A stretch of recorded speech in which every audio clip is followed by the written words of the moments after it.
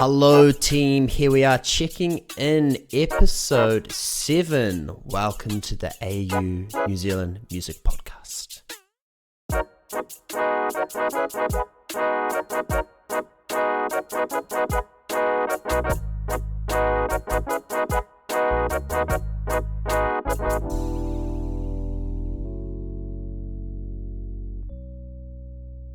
Yes, today we're very lucky. We have Emily joining us all the way from down the road in Melbourne. How you doing, Emily? I'm so good. Thanks for having me. How are you?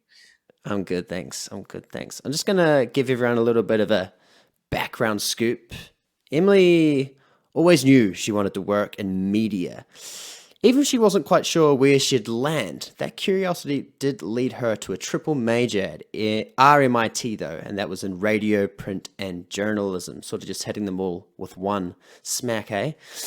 After some work experience with the indie outlets like Sin and Triple R, she got her foot in the door at one of the big players, starting as an assistant to the PR manager at Sony Music. Over the next 7 years, she rose through the ranks to become the Victorian PR manager, working with some of the biggest names in music. In 2012, she launched her own venture, On The Map PR, and since then has championed artists like RÜFÜS DU SOL, The Paper Kites, Amy Shark, and Pete Murray, all while raising 3 kitties. So with 20 years under her belt in the music industry across both the indie and major label worlds, Emily brings a wealth of insight to the table. It's a real pleasure to have you here, Emily. So welcome to the Australian New Zealand Music Podcast. Thanks for having me. That's the best intro I've ever received. Thank you for taking the time. That was very well researched. Nice to hear. Thank you. Yeah, and well, it was actually quite easy to find the information. You'll be surprised. You're a hot hit on the Google search, it seems. We do ask for one little inside piece of knowledge, however, Emily.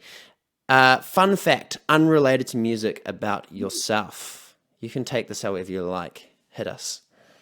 Oh, that's good. Fun fact, I love to cook. My favorite thing is my side hustle. No, it's not a side hustle. It's just so I can eat it. I love to cook. I cook and eat a lot. Specialty dish? Oh, specialty dish. Beef short ribs. Beef short ribs. All right. Talk to me. Slow cooked, Asian style brothy beef short ribs, sweet and salty, tender, falling off the bone, crunchy flavor, delish. All right. You got me. I'm hooked. I'm in. I heard you do a good broth as well, right? Yes. Nice. Cool. All right. Let's jump straight onto the news for the week. This piece is entitled Music Tourism Market Worth Over $267 billion by 2030. Industry analysis by event, age group, booking mode, and region with growth forecasts and strategic company profiles. I discovered this report summary composed by Research and Markets through the Music Victoria June newsletter, actually, so shout out to them. Last year, the music tourism market was valued near $97 billion US, but it's projected to raise to $267 billion by 2030. But what is music tourism? In recent years, travelers, especially millennials and Gen Z, have moved away from international sightseeing tourism to prioritizing unique immersive experiences. Think Glastonbury and the like. Not only does it expand music over the globe, but it creates opportunities for host cities to expand their tourism market. The same festivals are now on tour, popping up at different locations across the year. Ultra, originally from Miami, now has editions in South Korea, Croatia, Brazil, South Africa, and right here in Australia. This not only strengthens the festival brand, but brings significant tourism revenue to these locations. You could even claim that the globalization of music, supported by streaming platforms, is directly linked to the growth of music tourism, as fans now have a wider array of artists to follow, leading to travel to concerts from their favorite artists in international locations. Consider BTS, Coldplay, and Taylor Swift, where fans travel thousands of miles just to attend their performances, or perhaps multiple performances. Yes, music tourism. It was the first time I had come across this term. Had you come across this term before? You know, it's actually such a thing. Something that comes to mind is last month we worked with Fisher, Fisher, the Australian DJ and producer, and we announced a show. He played a show on the Gold Coast. One show in Australia on the Gold Coast. It was set to be on the beach, but obviously the all of the damage to the Of beach with course. the cyclone that happened. So we moved it slightly off the beach. But given it was just one show in Australia, everyone kind of flew in for it.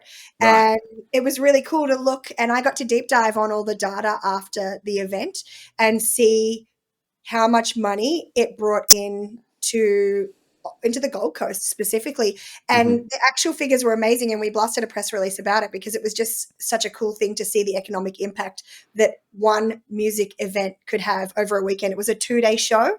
So people were booking 2 nights of accommodation. I went up from Melbourne.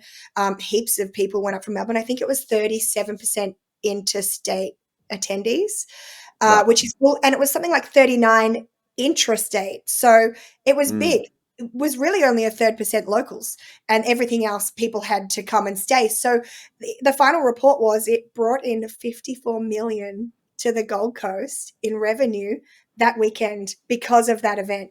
So I love that you just asked that question because I had only just last month finished typing up a press release about how exciting it is that these artists can really help the local economy as well. Yeah, that's a good weekend. Good pull. You'd be pretty happy with that.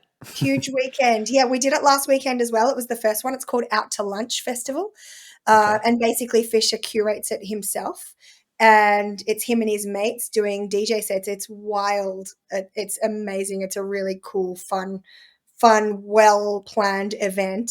And yeah, last year was a massive sellout. It sold out in, I think, I want to say 8 hours. It was 30,000 tickets.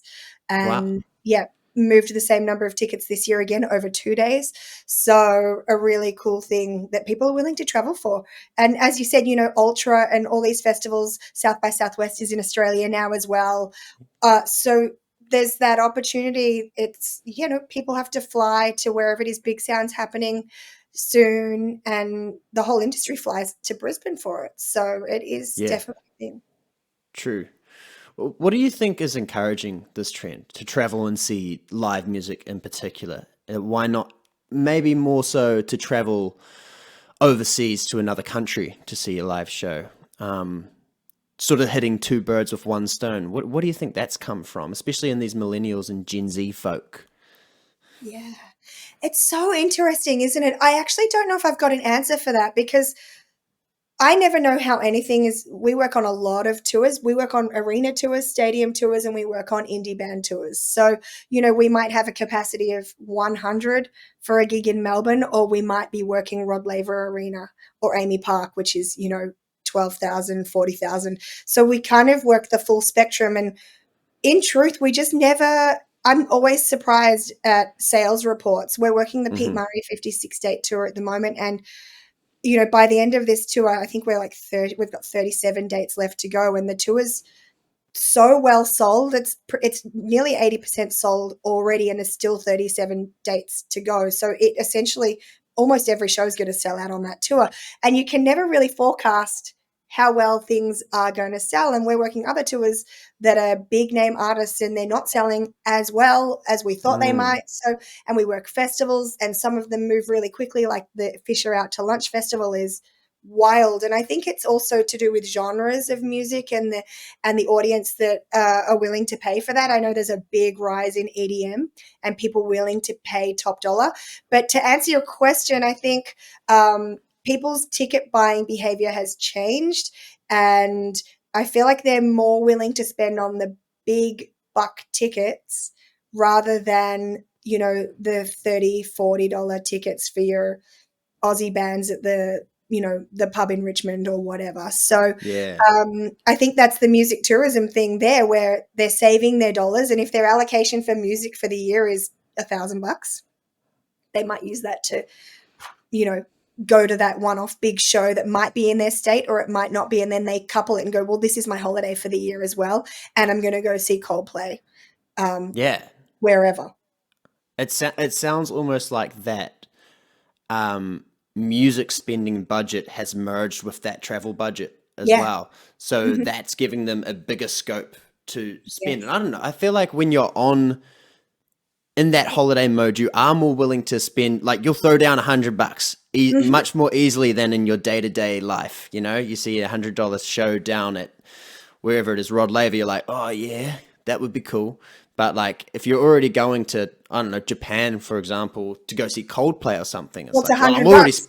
Yeah. I'm already spending all this money. Like, yeah, it's just another hundred Totally bucks. agree.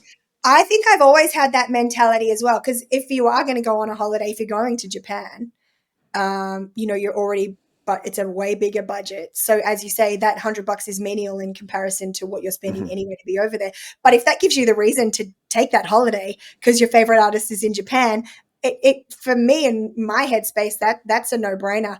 And I think that's always been the way I've looked at holidays as well.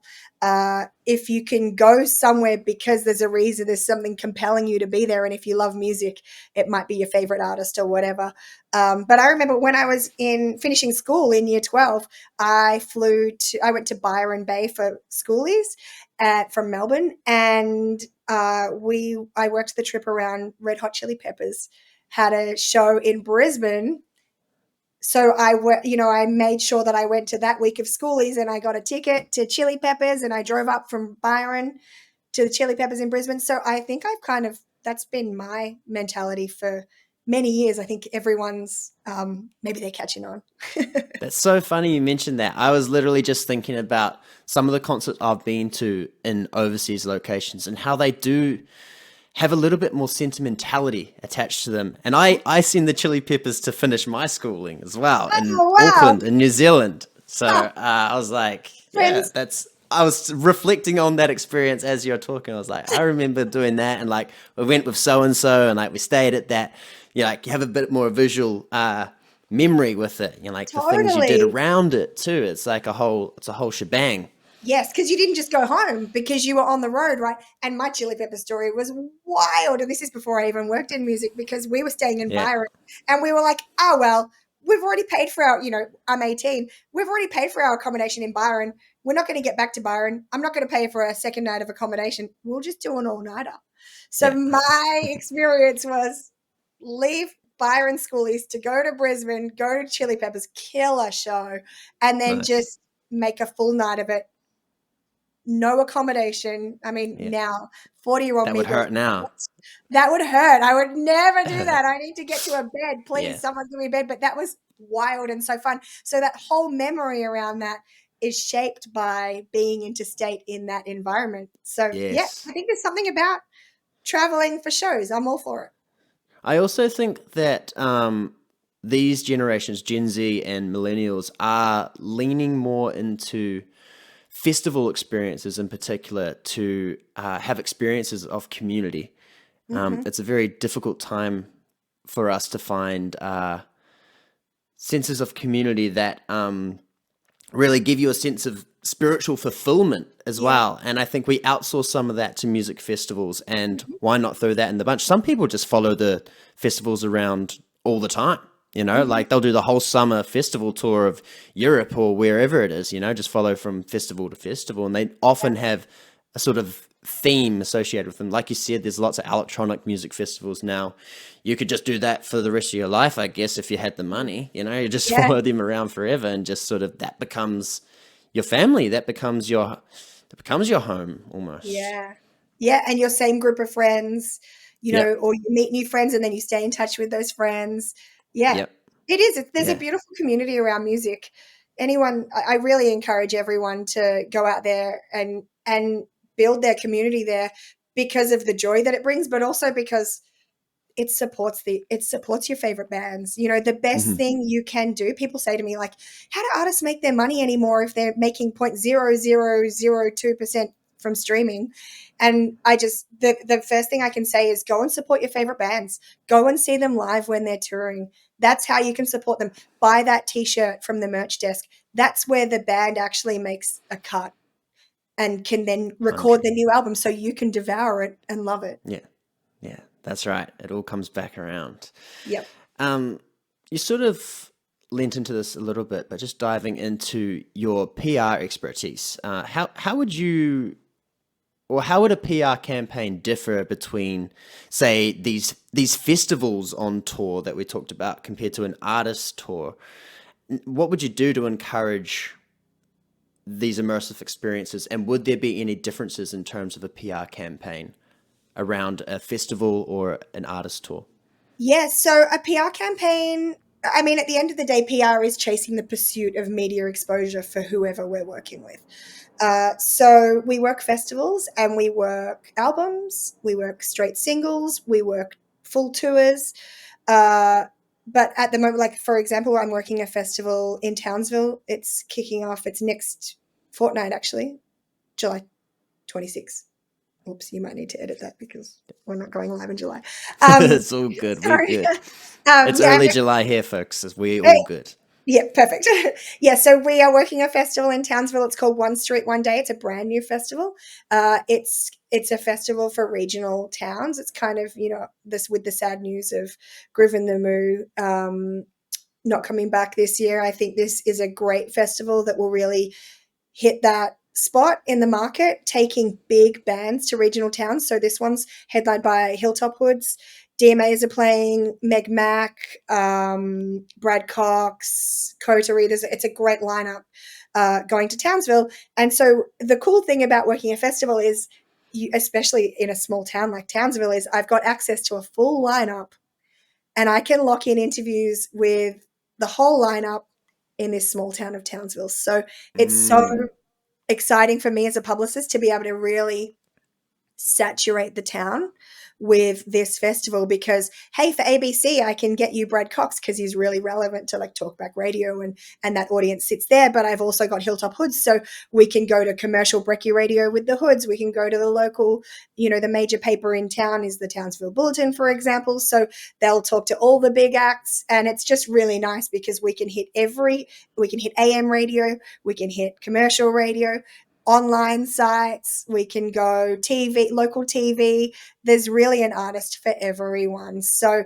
a festival in a small town, it's a really easy to take over and have everyone know about it. There's not a single person in Townsville that won't know about this festival because we have access to the full scope of the lineup. If we're working that being said, as I mentioned, we're working the Pete Murray tour, and he played Townsville as well. I think he's already done it. And then it's one voice that we're then pitching to all of the local media. But in Pete as an example, he is kind of relevant to all of those media publications as well. So he's one of the lucky ones. But if it was more of a heavy act, then they're probably not going to be relevant to a bunch of the media outlets. So it just varies depending on the genre, where the audience of the band sits, and then who we can pitch to. But it's really fun working festivals because we get to then tap in with a whole heap of different pitches and different voices.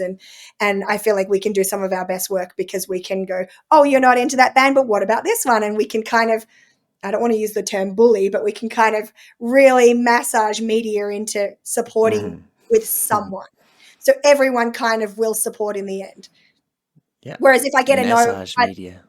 Totally. Like if someone says, oh, I don't really want to talk to, if someone, not that anyone has said it, well, if they're like, oh, Pete Murray's not really for me, then it's done, right? That's that media outlet and opportunity done. And we're kind of bulldogs at what we do. And we like to really saturate every market so that we know we've rinsed it and done our bit for our artists and sold as many tickets by using our media relationships. So, when there's a festival, look out.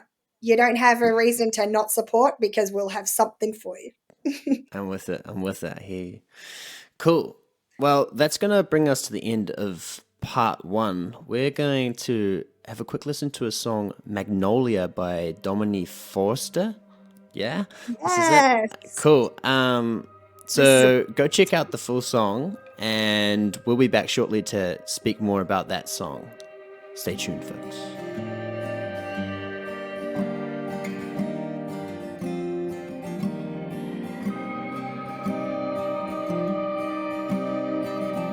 For the longest time, we thought there were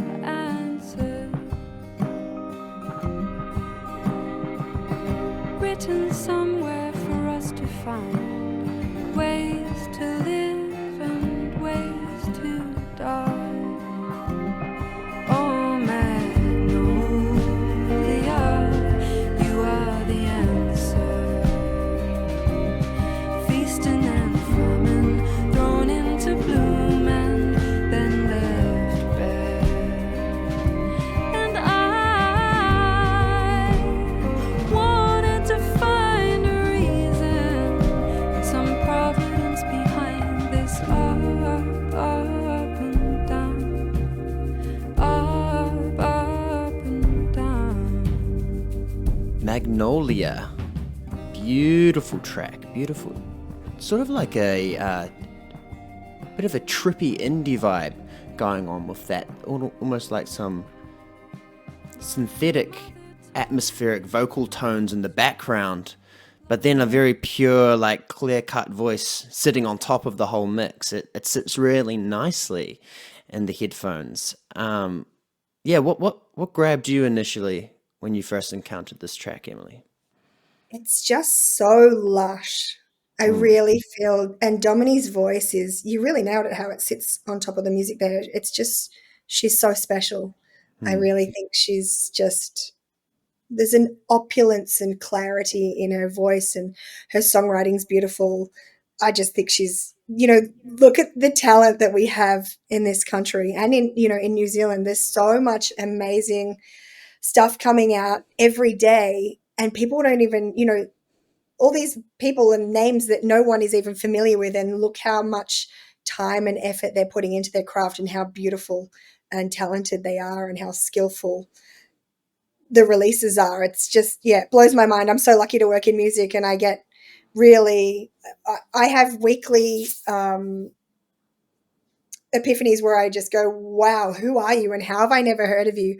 I get bands and artists emailing me every day with new music, and sometimes I'm like, oh, you're not ready for a publicist, but so many of them I'm like, wow, how do I not even know who you are and you're this good? Like, we worked in a song for an artist. We actually just announced a new song this week, an artist by the name of Chuck Six. He's a Sydney singer-songwriter. He plays bass. His original instrument is trumpet, I think, actually, but he plays every instrument. He mixes his own record. He's like a one-stop shop, and he's so good. And I pressed play on the song, and I was like, who even are you? And how is this how have you not been releasing it? Yeah. Totally crazy talent out there that like no one's heard of, and they're working on these insane drops, and they do it for themselves mostly, but everyone is always seeking an audience at the end of the day. And it blows my mind, so many bands that we get to work with, and artists just like Dominique Forster with Magnolia, beautiful masters of their craft. And how do we share it with the world? That's our job. How do we get them an audience? How do we get people listening? Because they deserve the people to be listening. And if people press play, like, they're gonna fall in love with that song. If you're into lush indie folk, then you should know who Dominique Forster is. But how do we make that happen? How do we get that in? How do we get her in front of everyone that is going to love it or fall in love with her? That whole record's beautiful. Oh, that's the golden question, isn't it? There's always that. There is a flood of music out there to sift through, and not enough hours in the day to hear it all. But I'm glad to have heard that. It really felt like she has an aura of a storyteller. Like, there's something to be told, and the way she stringed words together, her phrasing in the song really stood out to me. Yeah, it was, and the music seemed to just be supporting, creating a space for her to tell the story. The music was serving the storytelling element in her music. I mean, I don't know Dominique personally, but I'm creating this grand vision of her as a storyteller. So I hope that's what she's going for. Absolutely. And Magnolia has just been, it's actually lifted from her new album. She just dropped an album called The Lonely last month, and it is It is a journey. It's so special. So if you loved Magnolia, go and have a listen to The Lonely. Her name is Dominique Forster, and she's a Melbourne artist who's doing some really beautiful things. She dropped an EP with Lior a couple of years ago called Animal in Hiding, and that's a great listen too. So deep dive, everyone, into her back catalogue because there's some gold. There's some beautiful it is beautiful. Do you know where she recorded that? I can find out. Let me tell you, I will know. She is actually from Nimbin, but lives in Melbourne. Okay. Where is Nimbin? Nimbin's up near Byron Bay. Okay, cool. Yes. I can't find where she recorded it, but that's so good. She worked with Lachlan Carrick, who produced it, recorded, and mixed and mastered it. And co-producer he's done a fabulous job. Yeah, he really has. It's so beautiful. And her co-producer was multi-instrumentalist Josh Barber, who's worked with like Greta Ray and Gautier. Lachlan Carrick's worked with Gautier and Emma Donovan. So proper, really, solid writing credits there. Top tier. And they recorded it in a converted 1860s chapel studio in Victoria's Goldfields region. There we go. There's the money that's shot. Part of the story, right? Yeah, beautiful. Yeah, it's all part of it. Awesome. Thanks for letting us play that here, Dominique. Go check it out, folks. And while you're at it, you can zoom on over to gymjot.com.au if you would like your song to feature here on this podcast and get a little bit of feedback at the same time. You can access that for free today. Zoom on over there and hit me with an email and let's chat. And maybe also you're looking for some artist development tools, which is where GYMjot thrives with our tried and tested development course. You will unlock your inner artist and find your musical direction. So book that free 30-minute consultation right now, which brings us actually to our chats about artist development. I just have to get that little ad spin out the way, Emily. It's such a fun one to do, isn't it? But artist development. 30-minute 30-minute consultations. That's right, folks. It's wild. 30 minutes of your time, your experience for free. That is so generous. Yes, no, it's a pleasure. Honestly, I really enjoy doing these with people, and it just keeps me connected with the industry as well. Keeps me connected with what problems artists are encountering at the moment. So we're here to serve, right? Artist development. Let's talk artist development. Would you consider yourself an artist in the PR industry? Is that how you would define yourself? I am not an artist, but if I can say so myself, I have well curated ears for what the industry is enjoying.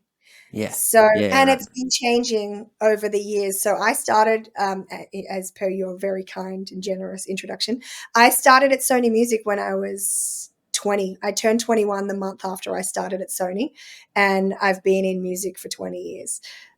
So over those 20 years, I've seen and heard a lot of music and trends.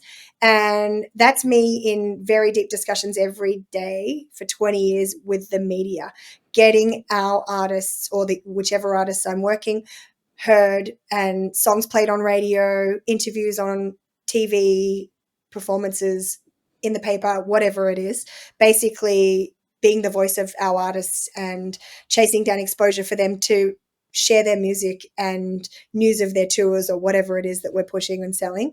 And so, I feel like over those years I've watched different music trends and genres come and go. You know, at the moment I'd say as I alluded to earlier, we're in a real EDM phase where electronic music is what people seem to be willing to spend on live tickets. But 5 years ago, it was a real rock phase where if you're a rock act, it was much easier for us to get your song away on the radio, to have people were buying up big on live tickets to rock shows as well. So, it comes and goes. The genres come and go that are popular and on trend. And when things are popping off, there are always the odd ones in between that don't have to hit those genres. And, you know, at any one time we'll be working all genres regardless, and there is a place for everything. But the stuff that really connects, and I think is connecting at the moment, would be that EDM thing. So I think it's changed over the last 20 years, and how media consume music has changed. So that whole development of the artist development has changed as well. But that's what I was going to ask, actually. Have you noticed, speaking of trends and like having worked with so many artists through your years in the industry, has there been some reoccurring trends that you've observed that artists have, points of development that these artists you've worked with, and maybe it's been working directly with you, or maybe it's just been observing them working in and around your atmosphere, the teams that you're in? What have you noticed for these musicians has been crucial pieces, like key aha moments we like to talk about? Yeah, I think it's quite plain and simple for most bands. When they give themselves the time to roll out their music, it always bodes well. Not rushing your release. That's probably my biggest tip, is take your time.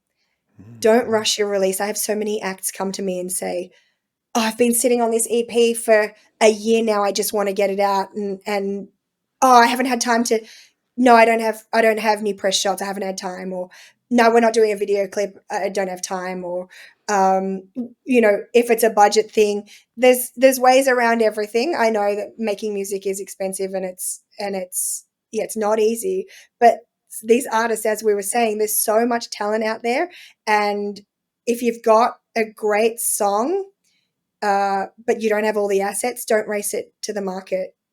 Do the song justice and create that single art. Let it be the best that it can be. Get those really strong press shots, because in today's day and age, everything is so visually minded, and we're in a digital age. So it's about teasing and servicing your audience across socials with snippets, whether it's, you know, short reels of the song with vision, or whatever it is, really honing on a lyric video or single artwork, various press shots. It's about really building that community around your brand, and that is via having all of your assets ready to roll out and tell that story and bring everyone along for the journey on your release.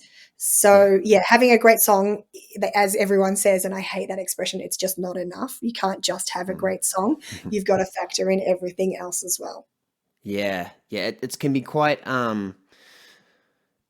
troublesome for the creative spirit to hold that produce for so long, you know, like, because like you said, sitting on an EP or whatever it is, man, some people can sit on it for 10 years, you know, and it's just sort of sitting there almost eating away at their creative spirit, like not being fully liberated so that they can move forward creatively.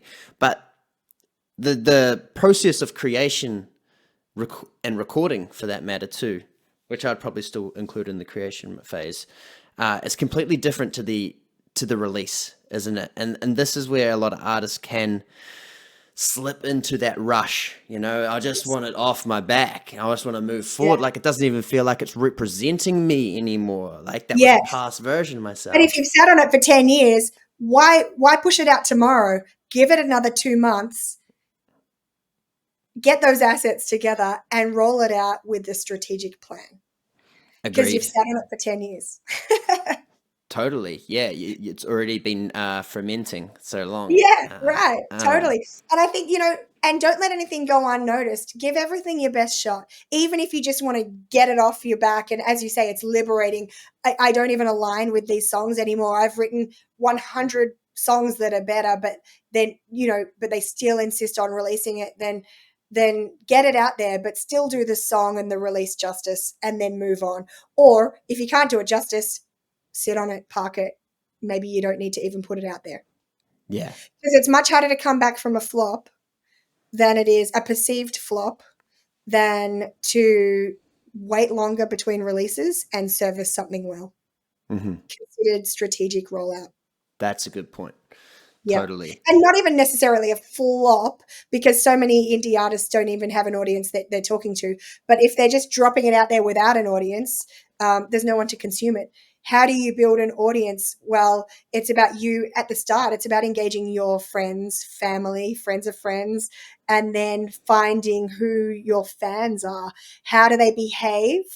And where do they inhabit? And what are they doing, and how do I reach them via all of these things? You know, what do they wear? What do they eat? Where do they, you know, where are they hanging out on weekends, and how do I reach them? So it's about finding your community, bringing them on board, and giving them what they want in the form of your brand. It's not just give them the song. It's like, right, share what they want to see from you. Are they thrift shoppers? You know, maybe that becomes part of your merch line. You don't just do the standard print merch. Maybe you thrift shop tees and bespoke print each merch item. I don't know what it is, but that would speak to that specific community if that's who you are. Usually the audience is people that align with you personally, and then they buy in on you. This is kind of what we're finding on a marketing front, is they buy in on you, the artist, and your brand.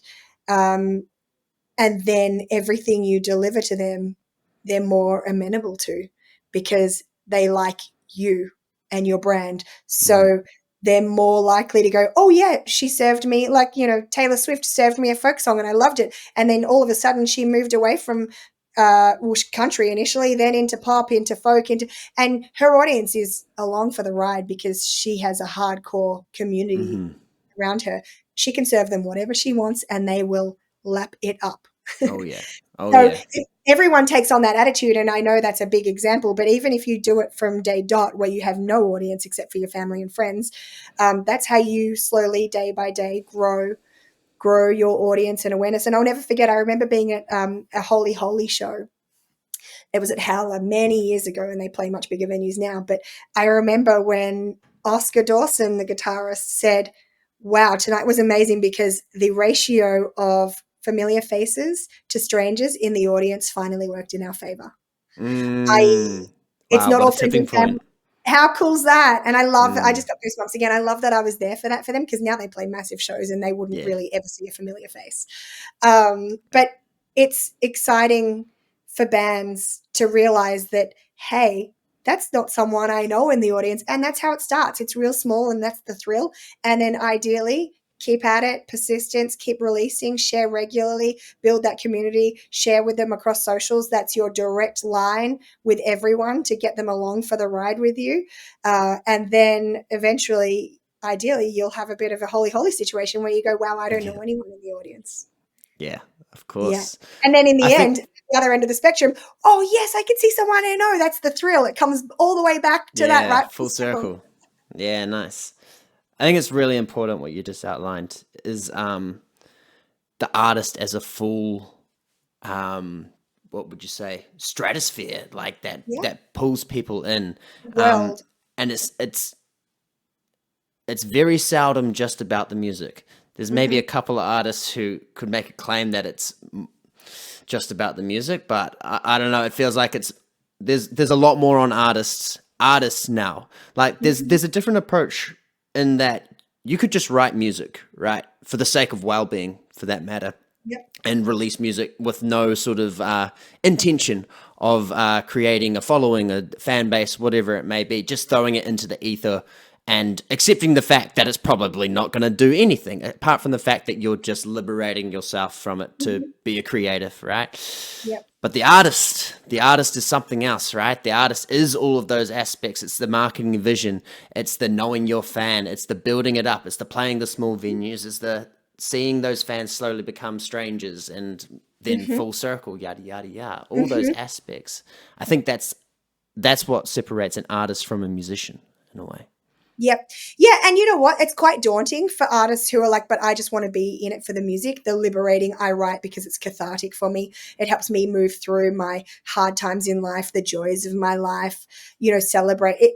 I love talking to artists because they deeply feel everything. And usually that's how they get into writing initially. And then the journey starts from there. But yeah, I definitely think it's it's daunting to have to be all of that in order to try, and if you come back and it's all about your artistry and the songs for you, you then have to play that game to try and find your audience. And I say to my artists, my indie artists all the time, I'm like, I really don't envy the journey that you're on, because it's hard. You want to be the artist, but you've also got to be the manager. You've also got to be, in the early days, the booking agent. You've got to be the stylist. You've got to be the publicist. You've got to be the journalist. You've got to write your own bios. You've got to, you might even be setting up a tripod and taking your own press shots.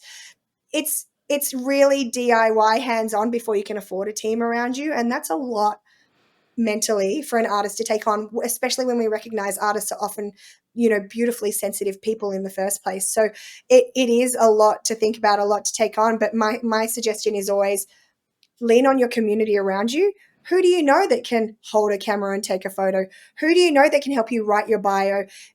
ChatGPT is a dirty word to so many, but it can give you a framework, and then you can go in and work with that framework. I'm not saying to just ChatGPT a press release or a bio, but you can get some tips on a framework, and then you can go in and fine tune and edit. It doesn't have to be a huge daunting thing. There are little loopholes and hacks in life to help you out, whether it's people that even getting tips from you, having a half an hour consult with you, for example, just to get a grasp. I do consults as well, so I can help indie artists figure out what they're doing. It's kind of like a pseudo management thing where I can just send them on their way to know what they need to do to get ready to release. And so, if you're a member of your local music body, like Music Victoria, I spoke at the Connect sessions for APRA a couple of weeks ago, it was such a beautiful day. They had amazing guest speakers. They had Simon Winkler from Triple R, who's the music director there. They had someone from Arts Law there. They had Cara Williams, who is a prolific manager and has been an editor and is a publicist as well. They had Jordan Ackers, who's A&R for Gyrostream. So all of this was all of us industry professionals speaking and being there for Q&As, sitting on a panel, and afterwards having lunch and being there so that you can come up and ask me any questions that you want. It's about networking, finding other people that are going through it with you and being like, hey, what are you doing and how do you do this? And then in those networking environments, you never know, you might find like-minded people that you're like, hey, do you want to come and play at my single launch? And you guys help each other. It's about getting out there and utilizing whatever you can to grow your knowledge on the industry on how to do it, because it doesn't always have to be paid. You're offering free consults, which is so beautiful. That Connect session was completely free for any APRA or Music Victoria member, and you had access to an arts lawyer. You could have spoken for half an hour to this amazing human who writes contracts for indie and known artists every day for free at no lawyer rates. So really, I feel like it is tough out there. There's a lot of artists releasing music. It's hard to cut through the noise, but the artists that are making it are the ones that are going after it. They're the ones that are out there at these panel chats. Like, I see the same people at the same things. They're really taking advantage of what they have in front of them on offer. It doesn't have to cost a single $1, and you get a free lunch. Half the time you get a free lunch. Like, Don't forget the free food. You're up. You're winning, right? So, because I do have a lot of artists that are like, it's so hard, and I really empathize, and I totally agree. And I'm like, right, what are you doing about it? It doesn't have to cost you money. You can actually go out there and be networking regularly. There are so many free gigs every week in every city of this great country. You can be out there in music every day without it costing you $1. Yeah. No one said it was going to be easy, did they? Oh, it's not easy. And I really do. That sounds like I'm being a bit cold, because I really do feel for them. It's a real tough slog. But there is also grant money that they can be going for. So making sure, hot tip, sign up for Golden Grants newsletter. And every week or two, whenever grants drop, they send a newsletter and say, hey, this week, Creative Victoria dropped this, or PPCA have dropped this grant. Applications are due on the 8th of September. This is how much you can go for. It's basically putting every grant opportunity in Australia in front of you, and you can apply for the ones that are relevant. So sign up to the Golden Grants newsletter. If it's daunting and you have a budget, you can even get them to write your grant application for you. That's a great tool. I didn't know about that. That's it's fabulous. So great. Yeah. And I actually had an indie artist, I want to say last year, maybe it was actually the year before, say, hey, I really want to use you for rollout, but I can't afford you. I don't have a budget. I was like, go and apply for grants. And she came back, I don't even know, maybe 4 months later and said, you are not going to believe it. I thought that I might be able to budget for you for one single. She's like, I just got 2 grants, and I'm not going to say the artist's name, but she got a $13,000 grant from Music Create. What is it? Back then it was, anyway, a Victorian government grant. And then she also got a Creative Australia grant at 20 grand. So an indie artist that you've never heard of got $33,000 to roll out her album, the promotion of her album. That's really, incredible. It's amazing. There is grant money there to be had from government bodies, but also private. And even if it's not in the form of dollars, there's so many different opportunities out there. Like I just flew to the Blue Mountains last month to chat at the Seed Fund, which is John Butler's management workshop for self-managed artists that he puts on. And he curates it himself and selects, I think, 30 artists and managers and self-managed artists to put them in a room. And basically it's such a magical week. They pay for everything. They fly them in and they put on all the food and accommodation, and then they wheel industry specialists in to teach all about their craft. And then we do speed dating, so that I sat down with everyone and gave them one-on-ones about publicity and how to help them with their own PR. So it doesn't have to be grant money in the form of cash that's going to be helpful for you. It might be studio time. It might be publicity grant, private. It might be jumping in on something like the Seed Fund and getting a week worth of knowledge and community and networking. And the power of all the various things on offer, you just have to sniff them out. Yeah. Well, you've already just offered us so much to explore. Some really invaluable avenues to venture down for our listeners. That does bring us to the end of our podcast, and we're going to let Magnolia play out. Well, perhaps you could tell us a bit more about where people could get in touch with you if they'd like to, or where they can follow your journey and all those yum details to share. Yeah, for sure. So my name is Emily Cheung, and I am the director of On the Map PR. So you can find us on all the regular socials places at On the Map PR.